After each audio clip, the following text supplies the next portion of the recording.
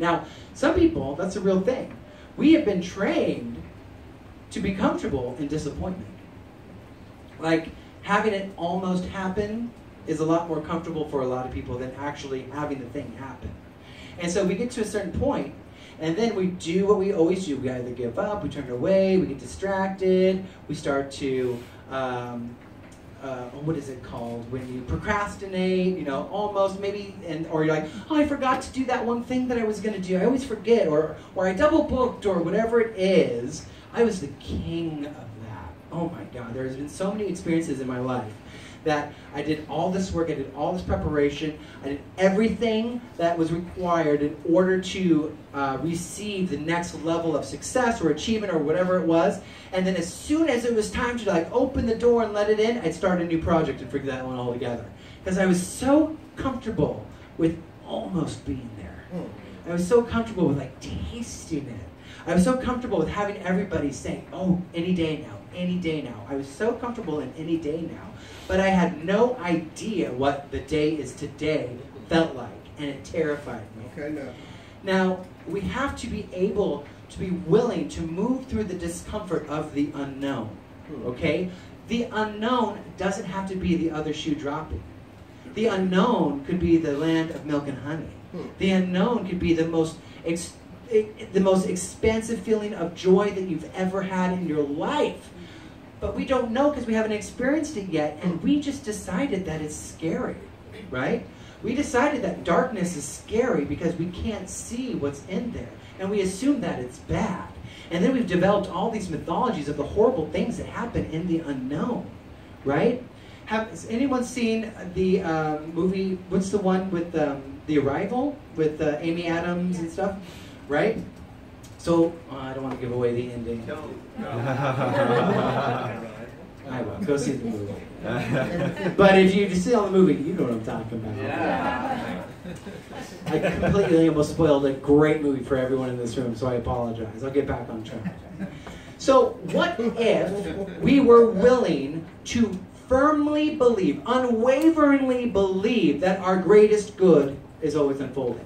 That no matter what happened, it was for our greatest good. That the universe worked in our favor, it was a loving universe, and it had our back. Even if something that you were working on didn't happen the way that you wanted it to happen, you could still have faith that it wasn't supposed to happen.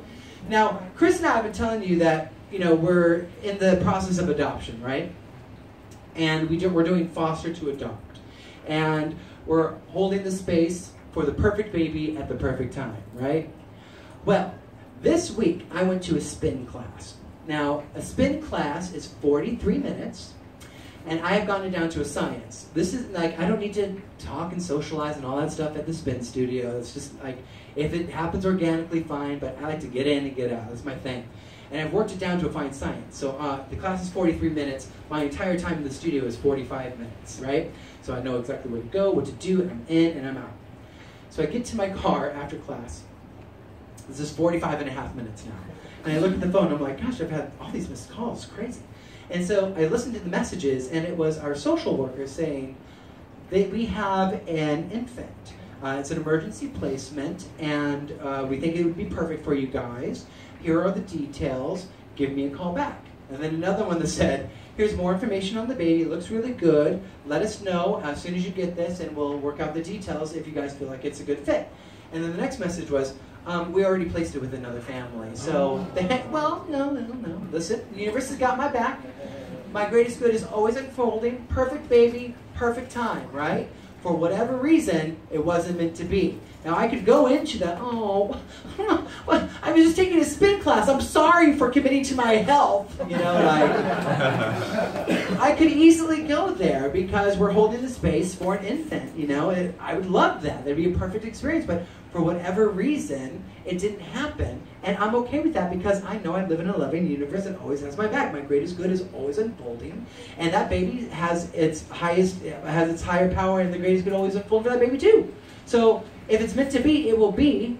But if it's not, it's not. And I know that. But do you know how much freedom is in that? Do you know how much time you save not being a victim when you operate from that? Come on now. Right? So what if you believed that? What if the greatest good was always unfolding? The best case scenario was always unfolding. But here's the thing. The best case scenario can only present itself if you're willing to believe it. Right? You got to be willing to believe it in order for it to present itself. So where are you with that? Are you able to trust? Where are you with your trust? Right? This is really a practice of trust. And developing your container, your channel for things to come forth. Because if you believe that your greatest good is unfolding, then you're always going to be looking for proof of that. But if you think that it's hard out there, anyone but you, never going to happen, you're going to find proof of that as well. And so think about the